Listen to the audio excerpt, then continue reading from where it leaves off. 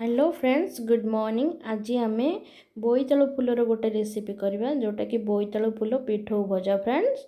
से मुझे बोईतालु फूल आउ 2 कप चाउल को 3 ରୁ 4 घंटा बतुरे नहीं फ्रेंड्स। एबे हमें से चाउलटा को ग्राइंड कर नबा। ये मु चाउल को नेली से मु गोटे गोटे कला रसुण देली फ्रेंड्स आउ पियाज गोटे किछि अदा देली आउ से जीरा कंचा लंका देकी ताको ए भल भाबे फाइन पेस्ट कर नबा फ्रेंड्स। एठी मु फाइन पेस्ट करके से मु टेस्ट अनुसार लूण किछि हल्दी पाउडर चिली पाउडर आ करी पाउडर जोटा गरम मसला पके नहीं फ्रेंड्स। देखो मु ए फूल गुड़ी को ए भल भाबे मु सफा कर देछि फ्रेंड्स। देखो ताको एबे हम गोटे तावा नबा फ्रेंड्स से किछि ऑयल दबा मु जो धोई रखी थी फूल गुड़ी को से गोटे नबा से गोटे नहीं कि बेटर रे बुड़े नबा फ्रेंड्स। बेटर रे बुड़े कि ए भली भाबे आमे पिठौ को पके नबा। देखंतु ए भली भाबे आमे पके नबा पिठौ को।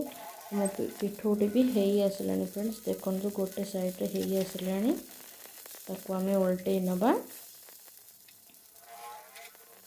पिठौ गुड़ी को आमे उल्टे नेले फ्रेंड्स। देखंतु एठी हमर पिठौ गुड़ी को हेई गलानी फ्रेंड्स। देखंतु कलर रु जना पड़चे हेई गलानी।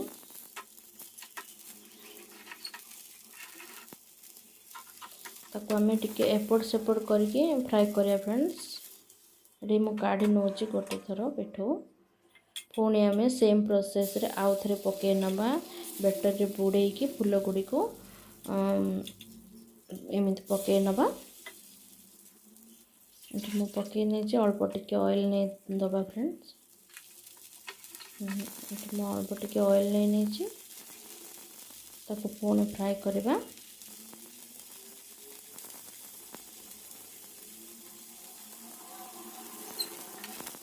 गोटे साइड हे आसलान फ्रेंड ताको हम उल्टे दबा।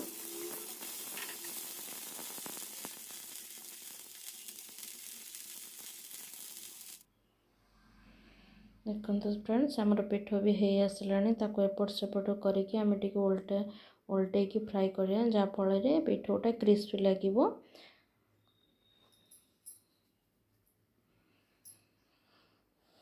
एठी आमर पिठौ गुड़ी को हे आसलानी फ्रेंड्स। एबे आमे ताको काढी दबा काढी नबा। देखंतु फ्रेंड्स एठी आमर हे गला बोईतालु फूलर पिठौ गरम गरम पखाल भात संगे नले खाली पेट भी गरम खाइले बहुत टेस्टी लगे।